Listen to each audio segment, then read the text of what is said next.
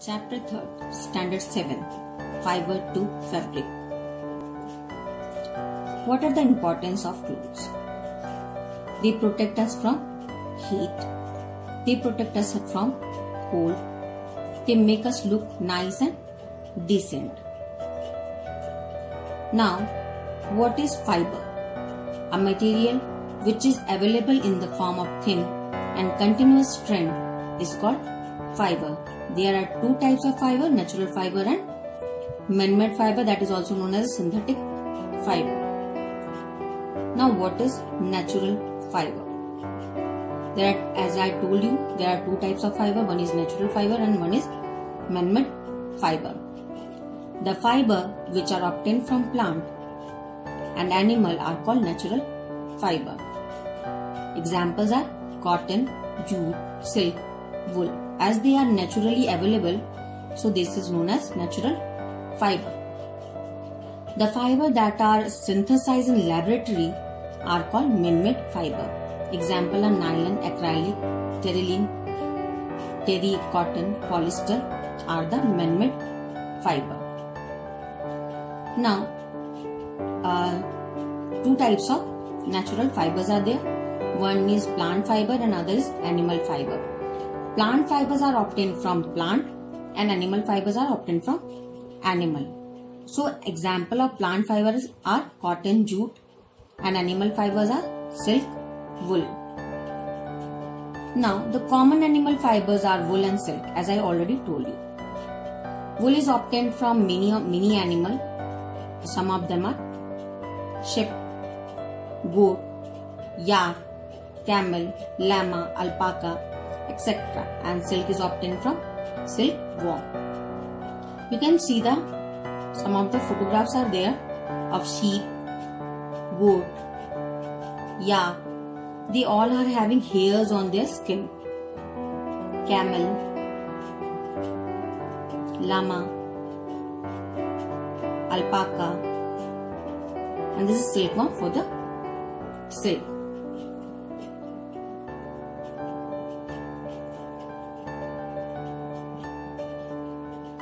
Now, wool.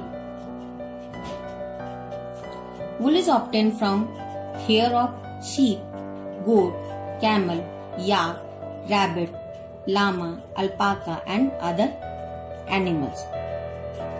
These animals have thick coat of hair on their bodies.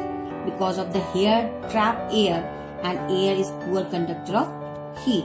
So this hair led them to be to live in a cold atmosphere. So for obtaining wool, animals are reared and then their hair is cut and processed into wool. Now fleece and wool bearing animal.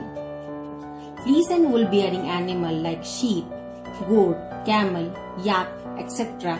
bear two types of hair. One is coarse hair, another is fine hair. So fine hair which is found very close to the skin. The fine hair under hair of animal like sheep, goat, etc. are called fleece. Means the soft hair, that fine hair, you can say that is known as fleece. Animal having fine soft hair on their body are called wool bearing animals. Animal wool. Many breeds of sheep are found in India. Sheep gives milk meat. In addition, wool, but are rare mainly to obtain wool in different parts of world. Sheep wool is most common wool. Angora wool is obtained from Angora goat of Jammu Kashmir. You can also see the shawls are made from shawls from the Jammu Kashmir are mainly from the Angora wool, and that is obtained from Angora goat that are found in Jammu Kashmir. You can see the Pashmina wool that is obtained from Pashmina goat. Yak wool is mainly found in Tibet and Ladakh, and that is from the yak. Now rearing and breeding of sheep. Sheep are reared in many parts of our country like Jammu Kashmir, Himachal Pradesh and most of the areas like Uttaranchal, Sikkim, Arunachal Pradesh, Haryana, Punjab, Rajasthan, Gujarat. Now processing of wool. The processing of changing fleece into wool involves 6 steps: shearing, scoring, sorting, burst separation, dyeing, spinning. Processing of wool. The process of removal of fleece from animal is called shearing. Now what is scoring? That is second part. That is the process of washing the sheared wool into hot water followed by drying it is called scoring. Now what is sorting?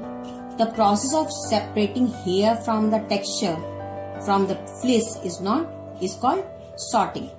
Now burst separation, the fourth step is burst separation.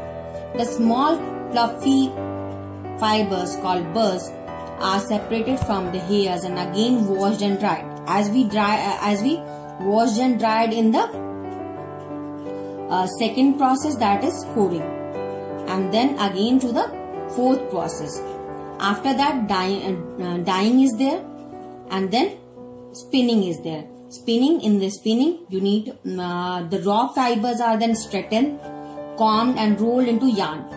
Now they are spun and woven into fabric.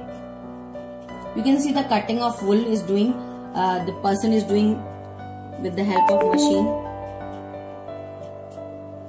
Now yarn are of two types, long yarn and short yarn. The long yarn are mainly used for knitting to make sweaters, mufflers, caps, socks, and shorter yarn threads are woven into fabrics. Now silk. Silk fiber is obtained from cocoon of a silkworm, that is silk moth. Silk moth lives in the leaf of mulberry plant. There are many types of silk: Tasar silk, Munga silk, Kosa silk. Now what is sericulture? The rearing of silkworm for obtaining silk is called sericulture. Now you can see the life cycle of the silk moth over here. In this, female silk moth lay egg on the mulberry leaves, and then it converted into caterpillar, that it forms cocoon, that is pupa. Then the cocoon with a developing moth is there, and the adult silk moth. This is the life cycle of silk moth. The process of obtaining silk from silk moth involves, what are the process which involved in the processing of silk? First is rearing of the silkworm. That is the main process in which we need to rear the silkworm. Now the reeling. The reeling is done. A female silk moth lay hundreds of eggs at a time. The eggs are stored carefully on the strips of a cloth or paper and sold to silkworm farmer. The silkworm the